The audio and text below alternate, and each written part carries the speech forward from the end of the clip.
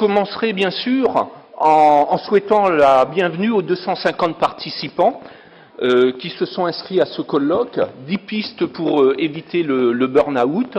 Effectivement, nous sommes près de 250 et c'est d'une grande satisfaction pour la fédération.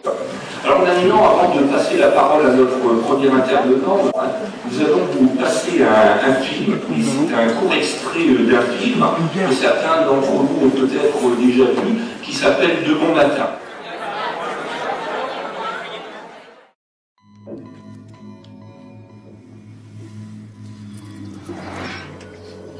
Je me suis totalement investi dans mon métier. J'y ai mis le meilleur de moi-même. Et d'un seul coup, du jour au lendemain, vous ne valez plus rien. Je vois que tu tiens pas tes objectifs. Tu fais 10% de moins que la moyenne de tes collègues. Comment tu expliques ça? Propose le poste qui se libère. C'est une plaisanterie. Ça n'aura aucune incidence sur ton salaire. On n'a pas le droit. Ça serait bien que tu demandes ta mutation. Alors ça, jamais d'avis. Pourtant, c'est la meilleure chose qui te reste à faire, hein, parce que vu où on en est Ne arrivé... parlez pas comme ça! Écoute, maintenant, tu te casses et c'est bon. Même sans cela, l'homme que je suis devenu au bout du compte, je ne sais pas exactement qui c'est. Je ne le reconnais pas. J'ai été bon dans mon métier. Maintenant, on dit que je suis nul. C'est à voir.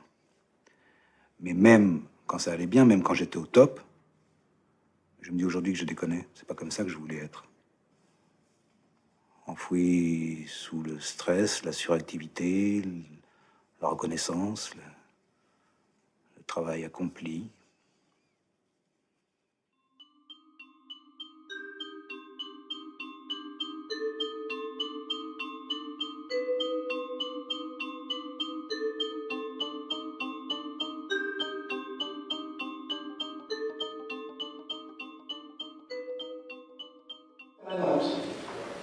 Et en instabilité permanente. La permanence n'est pas de mise. Je pense que c'est une erreur fondamentale d'ailleurs, parce que même si le monde bouge plus, nous avons besoin de salariés fidèles qui connaissent leur travail. Et je pense que c'est une erreur majeure que font notamment une partie du patronat. C'était lui qui était chef de son entreprise et il était de son propre bureau, puisqu'il travaillait du matin au soir, il prenait tous ses week-ends, tout son temps de travail. Je disais, est-ce que vous avez pris des vacances? Non, j'ai pris 3 jours. Et c'est sa femme qui m'a, c'était ainsi son épouse, et qui m'a appelé en me disant qu'il venait extrêmement regrettable, la visite avec elle. Alors on pourrait très bien dire qu'elle n'aurait pas dû accepter. Mais bon, quand vous avez un job et qu'il faut vivre, etc., vous connaissez la chanson, à un moment donné, c'est vrai que parfois, on commet des actes qui sont répréhensibles et on se met en faute. Donc la faute prescrit, oui, la faute elle provient d'un système qui ne permet pas le travail sain. Le travail sain, c'est le travail qui permet aux gens d'avoir des exigences proportionnées à leur capacité, avoir un bon soutien, une bonne reconnaissance, pas une reconnaissance, je dirais, étriquée, et puis, bien entendu, une certaine autonomie pour faire son travail. Quand vous avez le travail sain, c'est une notion, nous, qui nous est propre à Technologia, que l'on développe.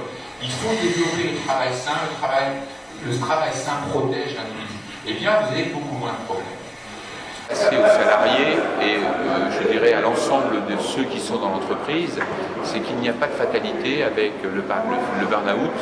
Il y a simplement à instaurer je dirais, une action concrète, quotidienne, pour faire en sorte de responsabiliser les uns et les autres, de signer des accords, par exemple, pour le respect de la vie privée, pour permettre un télétravail qui soit organisé, pour permettre de traquer le surengagement.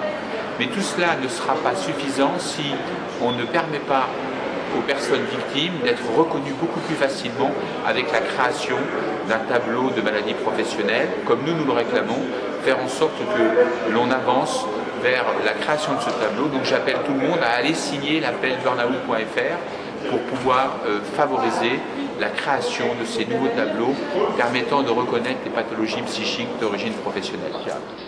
On parle de risque psychosocial et le burn-out est une des formes d'expression du risque psychosocial.